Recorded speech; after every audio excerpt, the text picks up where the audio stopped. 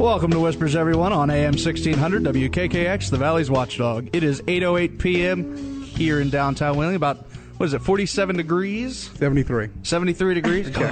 It's 45, you guys. Man. Give us think warm. Think Yes, okay. warm. Give us a call here, 214-1600. If you're out of the area, call us toll-free, 866-514-1600. Whispers is brought to you by the Toy and Plastic Brick Museum in Bel Air, Ohio, and A Journey Within in Philadelphia, West Virginia. I'm Jordan Klein. I'm Nick Queen. And I'm Lola Miller. And we got Sammy the Bull joining us here today. He's Todd Jeffers has him cornered out in the office. I think they're talking games, and he's trying to get a good tip on the next week's football. Yeah, that book. They're playing a book. Okay, very good. So we have Marsha on the line? Yes, we do. All right, real quick, we're going to be joined with, I guess we've already joined, with Marsha from Journey Paranormal. Marsha? Hi, how are you? Yes, I'm here. Hi. Hi, how you doing? Doing well, thank you. Where are you calling from, Marsha? I'm calling from Ventura, California. Okay, and what do you got going on down there in California? On October 31st, on Halloween night, we have an event at the USS Hornet in Alameda, California. It's going to be a lot of fun. We're doing a 5-hour investigation, and we'll be doing a podcast, and it's going to be a lot of fun. It's $199 per person, and that includes dinner, and we'll have breakfast in the morning, and we'll be sleeping on the ship. And the USS Hornet is one of the most haunted aircraft carriers in the world. So oh, wow. It's going to be a lot of fun, yeah. And people can find out more information if they go to www.journeyparanormalsociety.com. I wish we were closer to California. This sounds so awesome to be able to do this. Yeah, can you tell us anything that you've heard that's on the ship itself? What kind of things could people expect to find if they're there? I actually did an investigation of the ship last year, and some of the experiences I had were there are a lot of soldiers who are still haunting the ship, who believe they're just doing their everyday routine. So you get the experience, especially if we are sleeping on the ship, so you get the experience of hearing them in the berthing areas while you try to sleep. Oh, I got woken up to a soldier yelling attention at about 4 o'clock in the morning. That's never fun. Yeah. It's going to be a lot of so it's kind of neat. There's you can hear them marching sometimes on the ship, and get some amazing pictures as well. So it's a great time. There's a lot going on there. All right, great. Well, you'll have to let us know if you find anything, and send it our way, and we'll have you back on. Let us know what you find. Okay. Wait, hold on, Marsha. What was the price? It's $199 per person without a sleeping bag. But if people don't want to bother with bringing bedding for the ship, it's $219. And it'll give, if they go to the website, it gives you all the information of what that includes and how you can pay for it right then and there. So, I believe we only have about 10 more spots available. So it's going fast. Marsha, somebody called and wanted to know if the ship had been decommissioned. Now? Yes, it has been, yes. It is now a museum. Oh, okay. So, yes. I do know that they won't be doing any more of the paranormal tours until, I believe, the summer of next year. So this is going to be the last one that they're going to be able to do for a while. It is going to be aired on Ghost Hunters on the 29th. They're doing an hour investigation on TV. It's going to be aired on the 29th beforehand, so if people would like to go, they can watch the Ghost Hunter show and get more information of what they're going to be in for the night. It's going to be a fun time. So watch it Wednesday, experience it Halloween night. There you go. Very nice. Well, that's really exciting. Thank you very much for sharing with us. And definitely when you guys get done with your investigation, we're going to have you back on to maybe talk about what you got. Yes, definitely. If possible. We'd love to. And can you give us your website one more time? It's www.journeyparanormalsociety.com. All right, great. That was nice talking with you. Thank you, Marsha. Thank you. Have a good night. Bye-bye. Bye-bye. With an aircraft carrier, you go on there, you're not going to run into too many other people. I mean, these things are huge. That's really exciting, Sammy. You just coming in. You didn't get to hear that. No, I didn't. That's the USS Hornet out in, was it California? In California, yeah. They're doing a ghost hunt, and they said in the middle of the night you can hear soldiers marching and yelling attention. And yeah, she got woke up. She was on the ship last time, and I guess she was sleeping, and all of a sudden soldier yells attention and wakes her up. Ghosts are rude. Yes, they are. Yeah. I mean, if I'm sleeping, I do not want ghosts yelling at me, to get to attention. But then again, you are going to listen to them. I think the hair on the back of my neck would be at attention. I heard Yeah. something like that. Oh, I'd be at attention running full march off the ship. So. with pee on my pants. Man overboard. Sorry, Lola. Always the graphic one. I had to get graphic. I know you're a visual learner and you want to. Wow. See what I put up with, Sammy? Yeah, Every week. Well, we have our second guest on the line now, Bill Knell. Okay. Bill Knell is a author. I lost my website. There it is. We lost. I lost my website. He's a popular speaker, author, and consultant with eclectic interest, and is best known for his paranormal research and seminars. He's been featured in the Wall Street Journal, Omni, the LA Times, Toronto Star, and New York Times, seen on CNN, NBC Nightly News, Fox Television, and many cable networks. Heard on Mancow, Bob and Tom, Howard Stern, and soon to be on Whispers Radio. Consulted in films like Independence Day, Men in Black, one of my favorite movies, The Fifth Element. Mine too. That's one of the best movies ever. And I believe the new World of War of the Worlds. I don't know why that says World of the Worlds. It's a weird movie or so. And he'll be discussing all kinds of different things. So, Bill, you with us? Hey, Hey, Bill, how we doing? Fine. You're doing better than me, right? That wouldn't take much. I'm glad Jordan said that. Wow. You see what I put up with on here? Now, Bill, I'm going to go right to it. We read that you were consulting on a bunch of movies. Yes. What does that mean? Well, a lot of times, many paranormal researchers and investigators, have a problem with science fiction. I don't. I love science fiction. I spent my youth listening to records with science fiction stories on them, reading books, science fiction, I always enjoyed it. And, a lot of times, if you're in the paranormal community, people think, it's hurting the real thing. Actually, it's not. It's a mirror.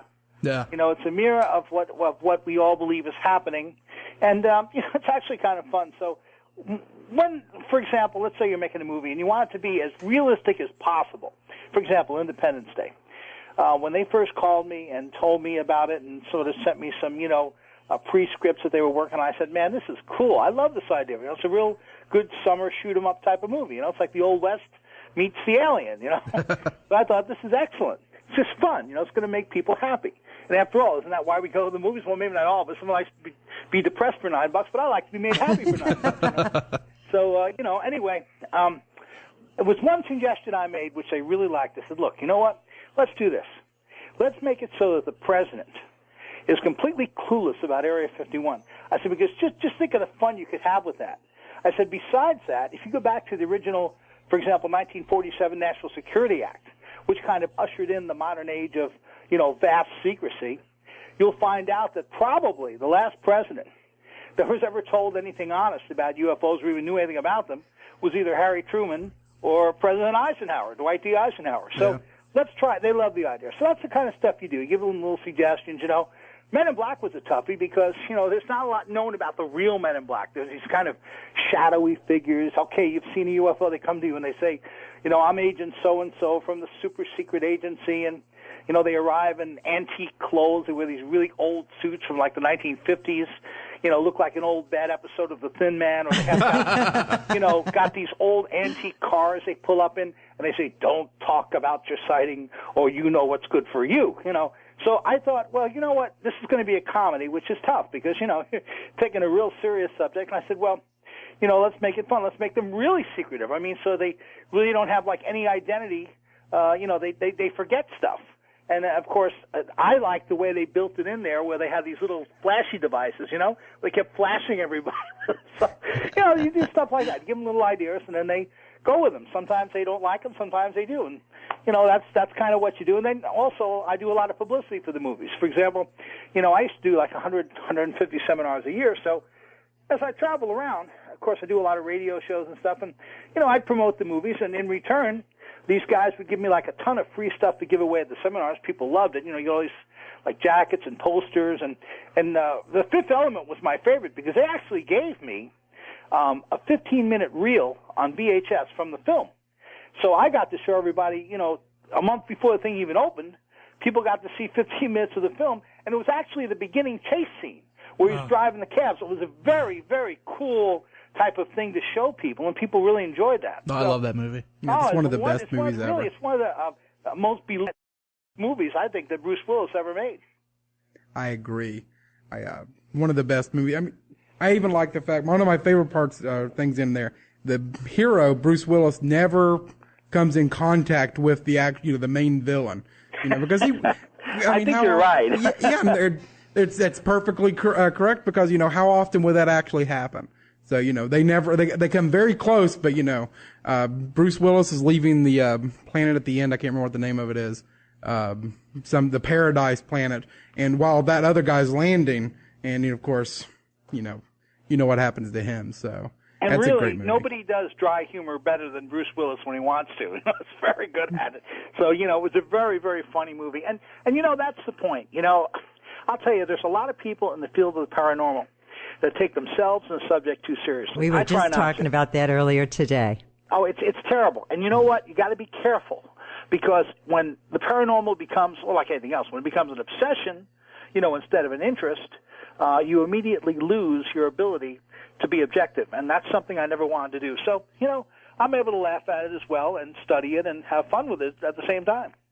Yeah, we have had some people on that have just, they take themselves and the world and everything else so seriously. And it's like life is too short to do this kind of stuff. And I don't know. And especially something that is so faith-based anyway. Yeah. Well, it's a scary subject at times. It really can be. And so if you don't have like a little bit of a release valve, I think you're making a mistake. I think from a just purely psychological standpoint. I mean, I remember growing up in a family. My dad was an Air Force officer. He was actually an Air Force general. And I caught him late in his career because I was born late in my parents' lives. So consequently, he had all but retired. But, we used to have these barbecues over the house, and he'd have all his, like, war buddies from World War II and stuff like that, and, from other times, because he stayed in until the early 60s. He did a lot of consultant work and other things.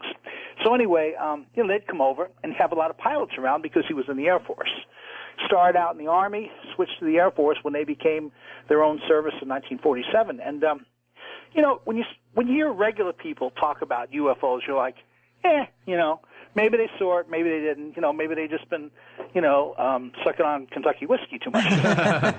But when you hear a pilot, someone that's been trained, $1 million training to fly multi-million, in some case, multi-billion-dollar craft, say to you or say to somebody, hey, I saw something up there, and I'm telling you what, it wasn't ours, it wasn't theirs, I don't know what it was. It's very impressive. And pilots, when they sit around and talk about this stuff, here's the cool part. They will argue about it. They won't fight. They'll argue about it very gently. They'll discuss it, and they'll come to a kind of consensus. And I could tell you, there were many times when I kind of eavesdropped on my dad's little barbecues and stuff where I wasn't supposed to be listening, that you would hear these consensuses that people just said, well, it was the other guys. And, I soon found out that the other guys didn't mean the Russians, They had other words for the Russians that I can't repeat on the radio. Yeah. So these were somebody else.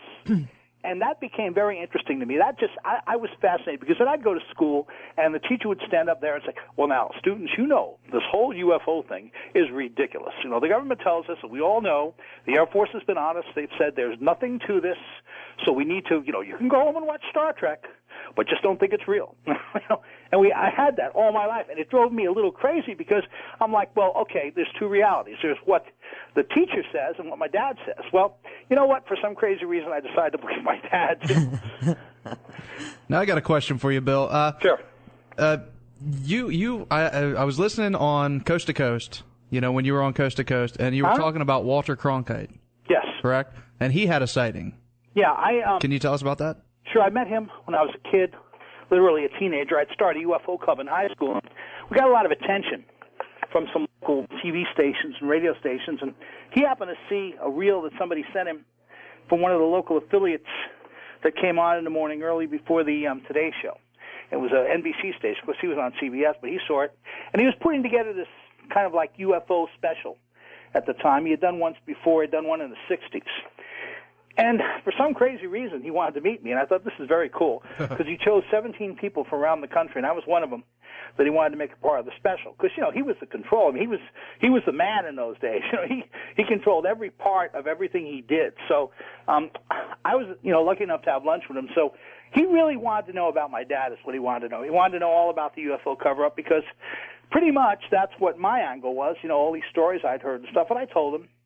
And then I got done, and he just kind of like sat there and said, like something like, "You want to hear about my UFO sighting?" I'm like, "No, of course, So I'm sitting there in awe. I'm already, freaked out because you have celebrity overload when you meet someone like him.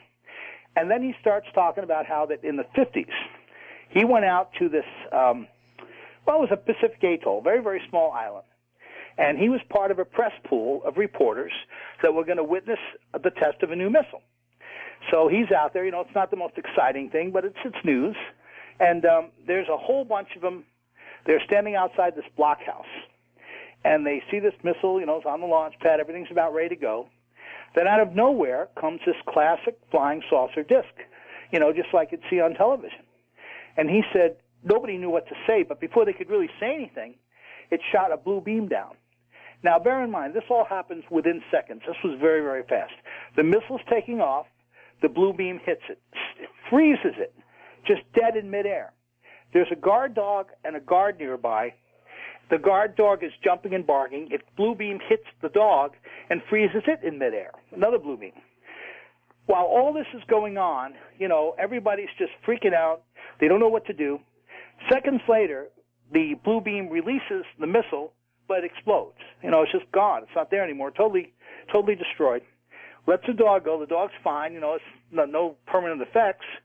They're all ushered into this big blockhouse and kept in there for about an hour. Finally, an hour later, this full-bird Air Force colonel shows up and says, "Well, what you saw today was a simulation. And what we wanted to do was we wanted to find out what the press would do if they were confronted with apparent evidence of extraterrestrial beings and crafts, extraterrestrial crafts." And, from the moment we started talking, there wasn't one reporter in the room that believed him. Because they came up with this incredibly horribly, very rapidly typed, one-page, triple-space sheet as if they had already planned this whole thing, and said this was a test. Well, first of all, from what Cronkite told me, and again, I wasn't able to ask him any questions about it, and I wasn't about to. Because, I'm getting this, in a sense, the story of a lifetime from the man himself, so I'm just listening. But, from what he said, this was not some kind of a trick or some cheap effect. This was technology of the like that no one there. People that covered the war, both the Korean War and World War II and other things, had never seen before. And they're like, there's no way in the world this is a technology that we possess. And I think everyone left there, pretty much not believing it. And here's the funny part. After doing this alleged simulation, he tells everybody, well, none of you can report any of this, of course. We're confiscating all the cameras. You're just not going to report it. We just wanted to test you. It didn't make any sense. When this was after an hour, right? Yeah, it wasn't very long, and again, the whole thing only lasted a few minutes. And so when he left there, he left with a lot of questions. And he told me flat out, and like I say, he didn't say a huge amount about it, but he mulled it over in his mind for a very long time and came to the conclusion that they were just simply not telling the truth. A conclusion which many people, come up with because they keep telling everybody these are just, new type of aircraft that are being tested. And what's funny is, as a kid, I thought to myself, well, I'd flown in with my dad from time to time to these desert bases that were located in the middle of nowhere. There weren't even roads. It was what you call a fly-in and fly-out base. Everything had to be brought in by plane, and everything had to be taken out by plane. And, no roads. And I thought, why would they fly these things over places like Long Island, where I live? I was brought up in Long Island, or New York City, or New Jersey, or Pennsylvania, when they could fly them out over the desert where the golfers can only see them. Why would they test them over major metropolitan areas? Because one of the things that really got to me was it wasn't just the stories I heard from my dad and his friends, but we were sort of honorary members of the local firehouse. We had a volunteer fire system going, and all the volunteer firemen, a lot of them, had their own UFO stories, and I mean a lot of them, and not just them. Nassau County Police, we had the EMTs, the first responders, medical technicians, and the subject of UFOs often came up because in those days, in the 60s when I was growing up, you had a lot of these stories on the radio. We had broadcasters like Long John Neville broadcasting out of WOR talking about this stuff every night, And in fact, Jackie Gleason used to call into that show all the time and argue with him. I really enjoyed listening to that, but it was on everyone's tongues. So, what's funny, I tell people this all the time, I challenge them. So if you want to really learn about it, you bring up the subject in a group. And generally speaking, you'll find that at least 2 or 3 people out of 10 have either had a sighting or know someone very close to them that has had one. I mean, it's that common, the experience. Well, you're talking, I know one person in the room has had an experience, which would be Lola, which we've had a recount before. If you want to go ahead and tell him your story. We were on Alligator Alley heading toward the Gulf. We were leaving Miami, the Miami area, and it was middle of the night, and we were kind of worried about because everybody warned us, that we were in a little MG midget, and it was 2 girls, and they were going, all the rednecks go through Alligator Alley, so, watch out for pickup trucks with gun racks in the back window and Pabst Blue Ribbon beer. They drink Pabst Blue Ribbon beer. So we're driving down the road. Very detailed. Well, it's true. And don't forget about the cat caps. But the first thing we see is an empty Pabst can on the road. Going, oh no. Then this pickup truck goes flying past us. But the long and the short of it is, when we were out there in the middle of nowhere, all of a sudden this light just shot from behind us straight in front of us. It was far too fast to have been even a drug plane, because that's what the first thing you'd think if you're out in the swamps. Right. And it was too quick, too, to have been anything like swamp gas or any of the usual things that they throw, excuses they throw out there at you. I know what I saw, and that's what it had to have been. It had to have been a UFO. Oh, and there's so many sightings in Florida. I mean, I went to high school in Florida. We moved there in about 1971, and you talk about the stuff that goes on. It's really outrageous. In fact, by the way, if people want to read some of my stories, you go to my website at ufoguy.tripod.com, and they can also check out my new book, and it's got DVDs and all kinds of stuff. But one of the weirdest things that happened to me, just to show you how crazy the stuff that goes on down there, when I started my UFO club in high school, we expected only a few people to show up, and we had like a few hundred people show up, including the school principal, who was this like tough Marine, who ex-Marine, who told us his UFO story. He saw a UFO in Vietnam.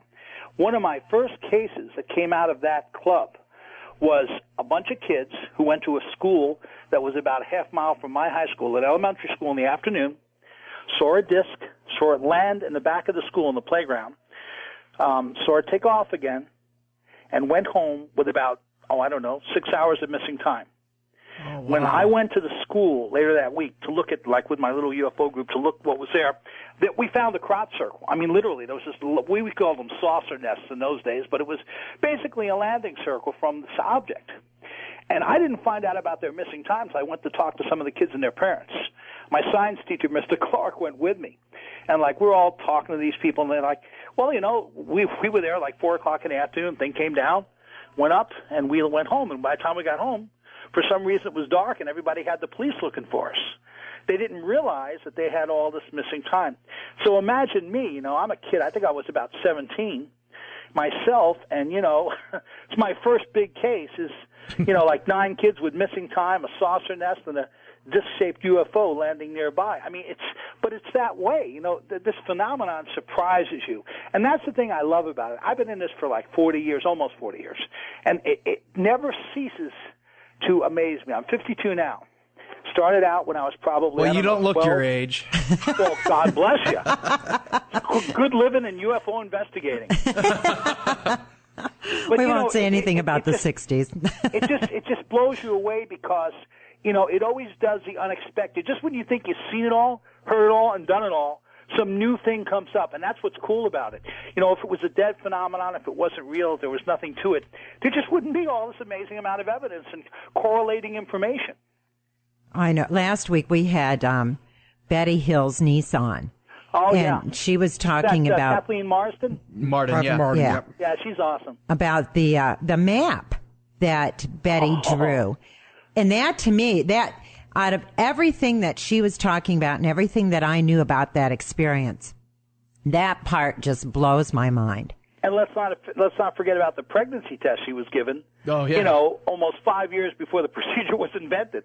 Yeah. When they went in through the navel. Oh, that, okay.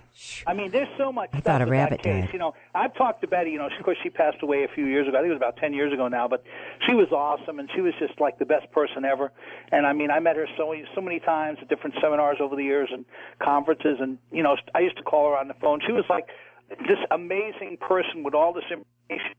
And, you know, a lot of people dismissed her because no one could believe this was going on. But, you know, the moment you talked to her, the first thing you realized was she was telling the truth. Yeah. Absolutely amazing case, yes. Well, Bill, we're going to get to a break real quick. When we come back, we're going to hit all the questions that are coming up on the chat room. You're listening to Whispers Radio on AM 1600, WKKX, the Valley's Watchdog. And make sure to give us a call, 214-1600, or toll-free 866-514-1600. Do you want to dive into the bizarre world of the paranormal? Do ghosts, UFOs, or the supernatural amaze you to the point of wanting to learn more? Then you need BVRN, the Black Vault Radio Network. With more than 750 hours of on-demand talk radio, syndicated from more than 35 shows, the Black Vault Radio Network is your one-stop shop for the world of the unexplained. Check us out and tune in 24 hours a day. www.blackvaultradio.com. Again, that's www.blackvaultradio.com.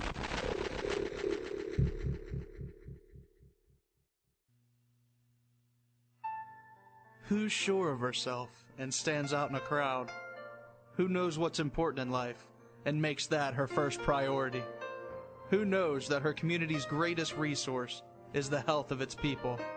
Her name is Andrea DeShong from A Journey Within. Hi, I'm Andrea. I believe in these stressful times we need an hour to be quiet, go within, make friends with our breath. Let our minds, soul already knows the healing journey is within. This is why I'm extending this offer to you, that when you invest in a package of 10 one-hour massages, my gift to you is 2 free. What the world takes out of you, let Andrea put back in. A Journey Within. 304-547-4003.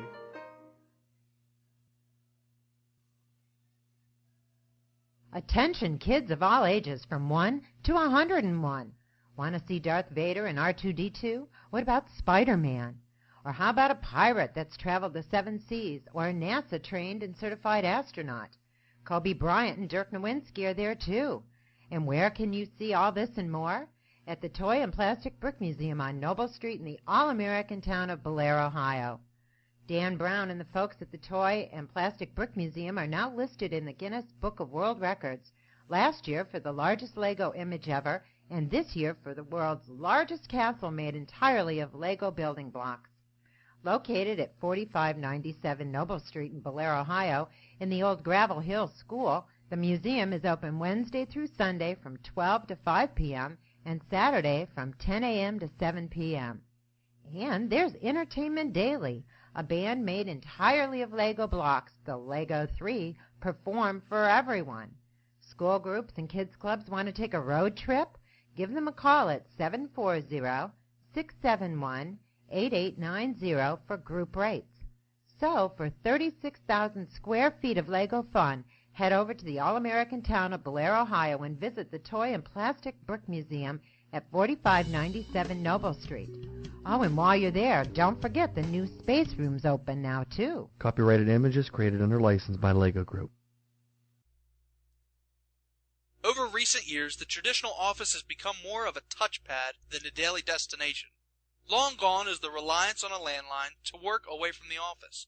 More people are performing work from home or other locations thanks to technologies like GoToMyPC that let you take your office wherever you go. With GoToMyPC, you have freedom from the office, enhanced work-life balance, and increased work flexibility. When choosing a remote access service, you need to make sure it's easy to set up, easy to use, and affordable. That's why you need GoToMyPC. And you can try it free for 30 days. For this special offer, go to mypc.com/techpodcasts. That's gotomypc.com/techpodcast. Take your office with you wherever you go with Go to My PC.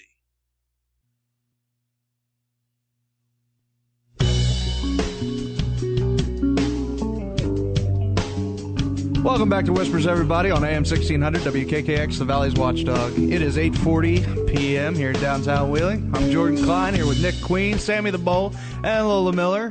Give us a call here, 304-214-1600. Toll free, 866-514-1600. We are joined with Bill Knell over the phone. How you doing, Bill? Oh, fine. How you guys doing? Just making sure you lasted through the break. I'm still here. We got a couple questions online. One of them is, in your opinion, have all the sightings involved aliens? They're talking about the UFOs. Have they all involved aliens from one planet or solar system? We've been visited from aliens from other galaxies. Well, one of the reasons that I research the paranormal and not just UFOs by, individually, is because I think that in order to understand this phenomenon, you really have to have as much information as you can. So consequently, this is what I think. I think that some of the sightings are, in fact, aliens, and I think they're aliens from a lot of different places. I mean, even the greatest minds in terms of scientists of our century have said, look, if there's one race of aliens out there, the odds are there's not just one, but 100 or 1,000 or 10,000 or 1,000,000 or 3,000,000. So the idea is that how many of them can actually get here, I don't know. But I'm guessing there's more than one. Some people believe that some of the UFO occupants are time travelers, perhaps from the future, from the past. It could be us, There's just a lot of different theories. And, even though we've got a lot of information, it's very hard to know what exactly is going on. We talk in terms of aliens because that's our frame of reference right now. 100 years from now, who knows what we'll be talking about in terms of UFOs. But we're definitely being visited by beings which I believe are probably, some of them at least, are not human. They're definitely different from us. They act different. They do different things. They have different types of technology. People often ask me, well, how do you think these people could get here? Well, you know what? We started out with the internal combustion engine, and I often point out to people that, back when that was invented, there were a lot of very, very credible people, including Albert Einstein, Nikola Tesla, many others that had a better idea. They were talking about electromagnetics, other things, other forms of propulsion. And who knows what would have happened, if we'd gone that way. So it's entirely possible that these other beings have gone another way, found a better form of propulsion, and are coming here. So, yeah, I think there's lots of different types of aliens, and who knows, what all the occupants are in UFOs. Now, talking about the different ships, that people see, I mean, if I go outside right now, I'll see probably at least 30 different types of cars. And one of the questions in the forum was, can we tell, where they're coming from, or, how many different types there are by the different types of ships they have? I know when I was talking to you before the show, you mentioned the U.S. Pilot that was ordered to shoot down a UFO. Yeah. He saw something. I'm reading actually a story on FoxNews.com that was, the size of an aircraft. I mean, that was Milton Torres. Aircraft carrier. I'm sorry, I didn't get the carrier part. That's a very important part for that story. Well, he was very cool. He was very interesting. Bigger. Now, see, he kept this secret for years, literally since 1957. In 1957, he was stationed at a NATO base. American pilot flying a Super Sabre, F-86D, and very cool aircraft, by the way, very fast, 700 miles an hour. And in those days, that was pretty good. And he was told to basically crank it up and chase this thing, which he tracked on radar and ground radar. Now, he never actually saw the thing. But according to his radar and the ground radar, they estimated. Now, when he first saw it on his radar, he said, this thing is at least minimum the size of a B-52 and probably bigger. As he got closer, he estimated it was probably the size of an aircraft carrier. And that's not uncommon. We have stories of these huge motherships. But before he could see it visually, it was simply gone. And that's the only time that we know of, because the British government recently released this information through their Ministry of Defense, and that's the reason he's come forward after all these years to talk about it. He never actually talked about it publicly. He did file some information about it with the Ministry of Defense in 1988, basically told them what happened. But it's the only known time that we're aware that an American pilot was actually ordered to go ahead and shoot down, one of these craft. But it's interesting, isn't it? Because if that's the response, what does that tell you? It tells you they were very concerned about this thing. that it probably was something that was hostile. And while they may have initially thought it was some Russian plane or something, maybe a spy plane or something, they must have known better by the time they had decided the thing was the size of an aircraft carrier, because, whether it's the U.S. or Britain or Europe or Russians, we really didn't have anything that big in those days that could fly in the air. So it tells you a lot. That case really is very revealing. And, there's probably a reason or a method behind the madness of all these releases. You might recall that not long ago, the French also released a whole pile of information from, Japan, the French police, that they had their own sort of investigative agency just for UFOs. It was actually an official part of the French police. Now, they released their stuff. And a lot of people believe that, in fact, this coming year, 2009, will be a year during which there's disclosure. There was some rumblings last year about secret UN meetings and stuff. Whether it's true or not, I don't know, but some very credible people said they were.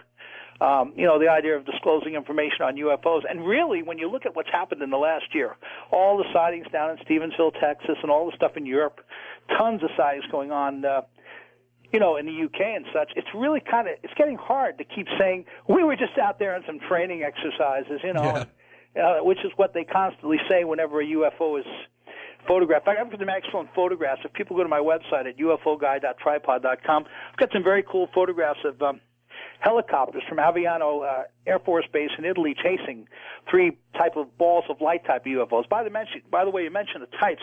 Right now, in my guesstimation, there's probably over 100. Get everything from cone shapes to cigar shapes to circular to oblong. It's just so many. And the funny thing is, they've all been seen over and over and over again over the years. Now, like Roswell, okay, because you were talking about Independence Day.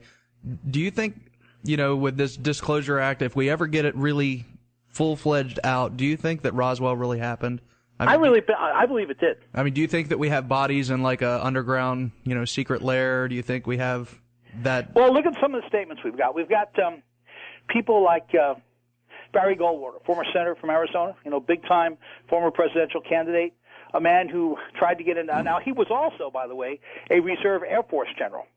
He once went to Wright-Patterson Air Force Base, where they were allegedly keeping these things at a place called Hangar 18. And he tried to get in there and see them. He was told in no certain terms, well, we don't go in there, you don't go in there, nobody goes in there. It just does, you're just not going to stroll in the door. You have to have clearance. You don't have it. You don't have a need to know. You've got people that have talked about this stuff. More recently, you had the astronaut. You had Irwin talking about this stuff, saying, look, you know what happened? People don't realize this. He actually grew up in Roswell. He was there when the thing happened. And he says that people have confided in him about this. Now, you know what's funny? And I got to tell you, this drives me crazy. It used to drive me crazy when I was a kid. It does now. Like I was talking about earlier, how that pilots, they're always national heroes until they see a UFO. Then they're deluded. They're suffering from depression. They've got some kind of problems. It's amazing how they're on quickly drugs. The government anything to turns discredit. on you. Yeah. Oh, it's terrible. And the same thing with astronauts. Gordon Cooper said the same thing. He's seen both UFOs in space and on the ground when he was flying training missions. He was a very, very famous test pilot for a long time.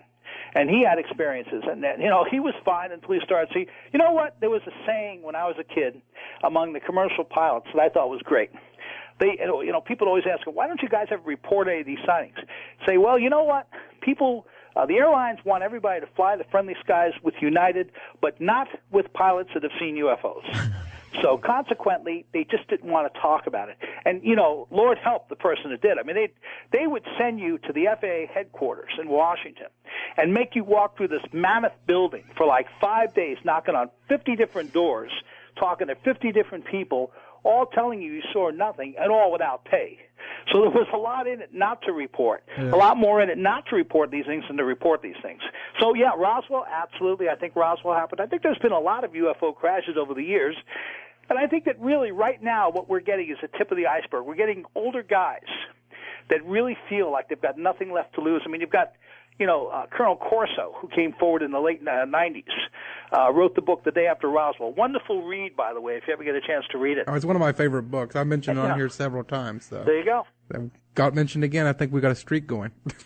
Hey, Bill, we're cutting close on time. We got a big ghost story competition coming next week. Can you start us off? Do you know any good ghost stories that we can maybe kick off the season? Sure, I'll tell you a cool one, okay? I was speaking in Chicago, and I was giving one of my paranormal lectures where I talk about UFOs, ghosts, and everything else. Guy came to me, and he said, look, I've got this thing going in my house. He said, I keep seeing this woman walk around my house, full-body apparition. I mean, she's just real. And yet, she's not a real person because she'll, walk into a wall or walk around a corner, won't be there, but she looks really real. And it's daytime, nighttime. I went and saw his house, and I didn't see anything while I was there. I didn't feel anything particularly strange. But, I thought he seemed very sincere, and he kind of sketched out what she looked like. I go back 5 years later, okay? 5 years later, and I give a seminar there. And he comes out to my seminar again, and he introduces me to the woman. Because 3 years after that happened, he met her and married her, and she moved into his house. Wow.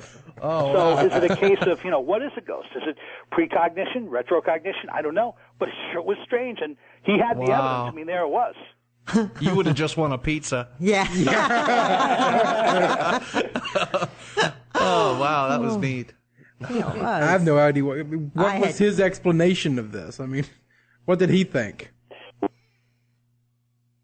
Yeah. Precognition. I've run into a lot of these. I remember a case in Florida where I saw this one house that was bought for, to kind of flip, fix it up, flip it, sell it.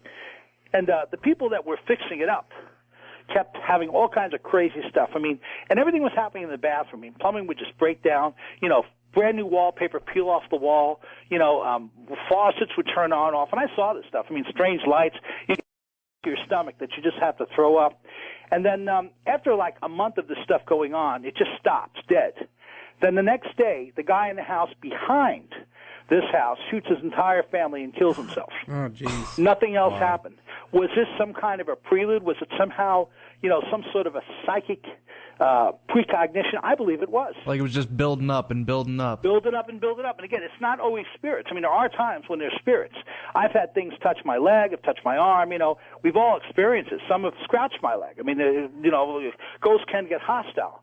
But those kind of things really freak me out because they're just so darn different. They're not the normal haunting, and yet all the evidence is there. Oh, wow. Wow. Bill, that's actually all the time we got for you this time, but we definitely we want you to come back. We want to explore a little bit more of your brain. You don't want to go there. I was just thinking that, but I thought I'll be polite and not say it. Your brain may be a scary place to be. Well, you know what? You can read all about it. My new book called The UFO Guy on my website at ufoguy.tripod.com.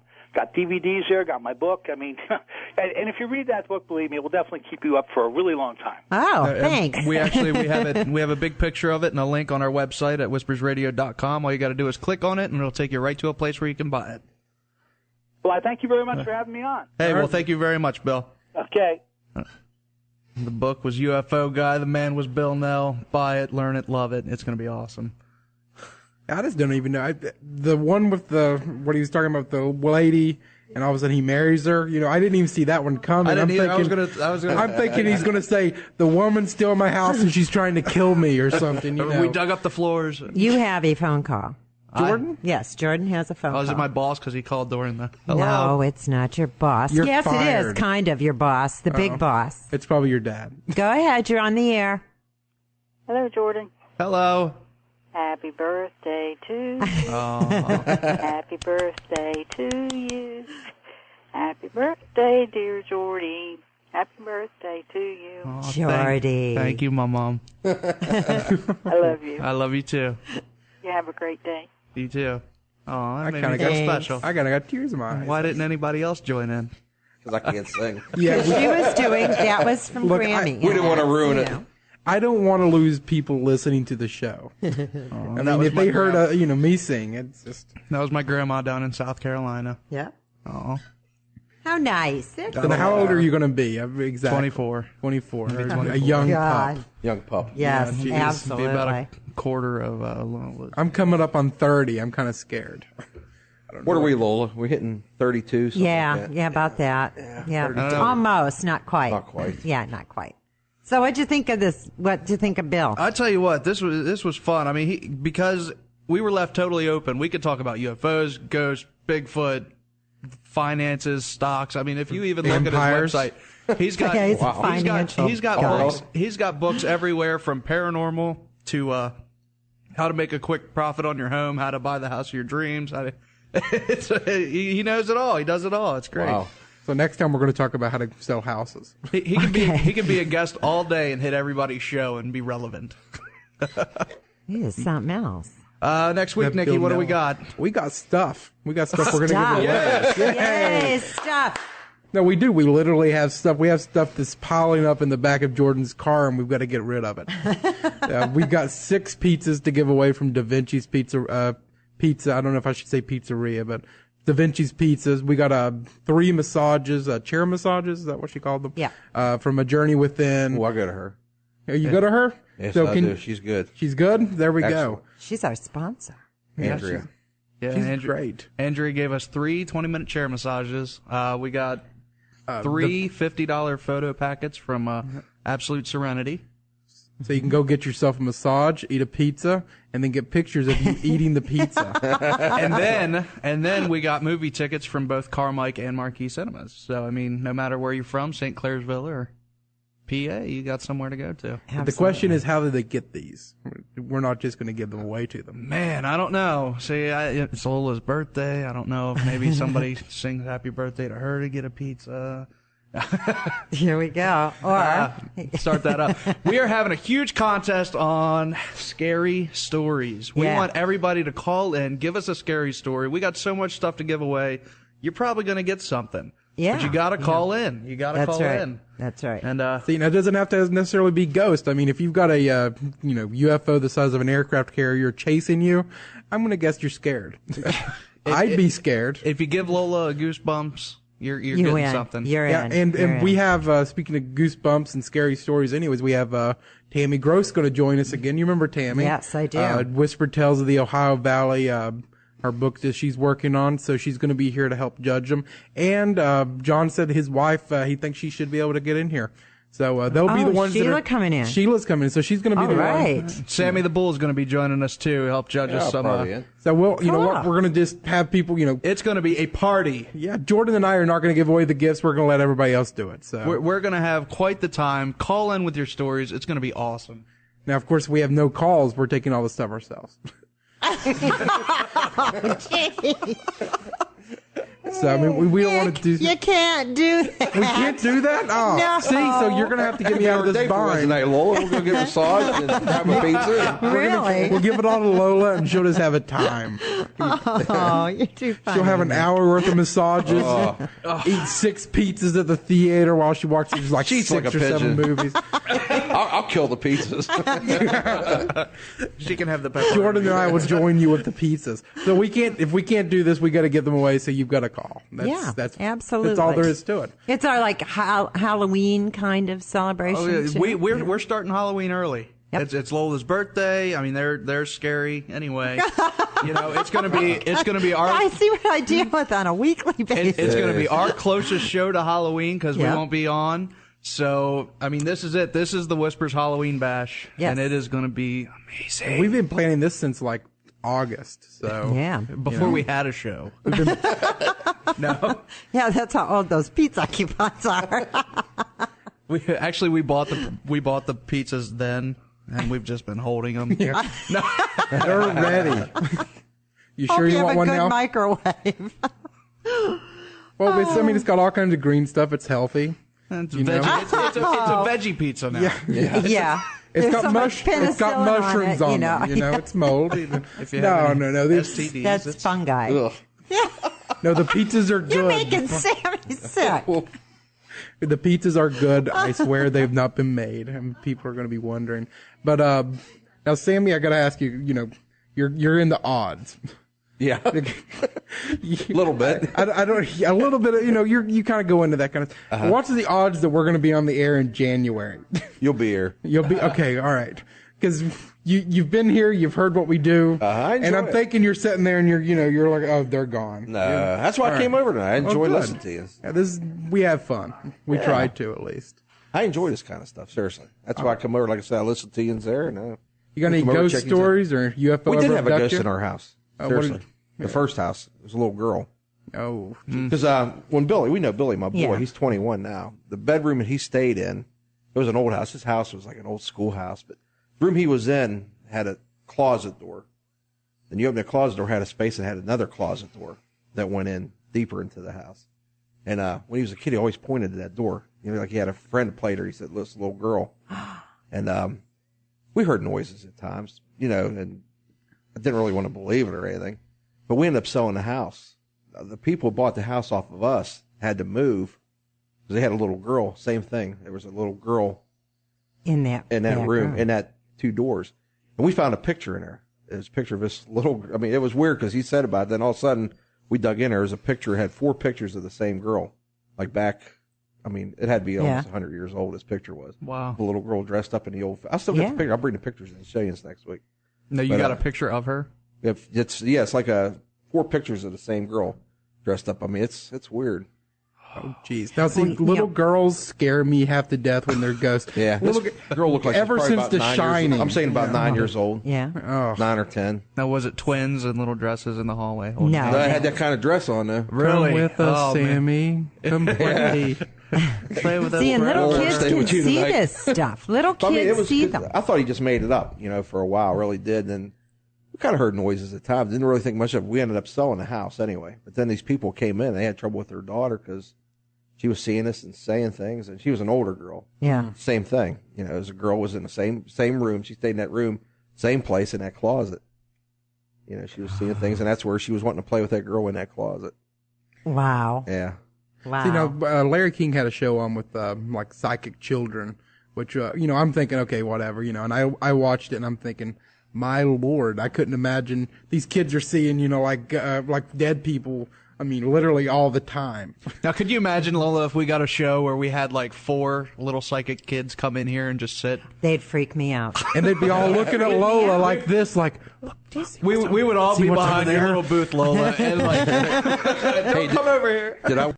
That's a good story. It's true. I'll bring the picture. I still got the I want to picture. see the picture, man. You know, bring them in, and we can get them on the website. Yeah, I'll bring so them in. everybody can look at them on the website. Yeah, that'd be cool. awesome. Okay, guys. That's it for us this You're week. kicking us out again, Lola. Yes, I am. Whispers Radio. Make sure, please, call in next week. It's going to be a lot of fun. That's it for us. Leave you with this. Don't be afraid. Only believe.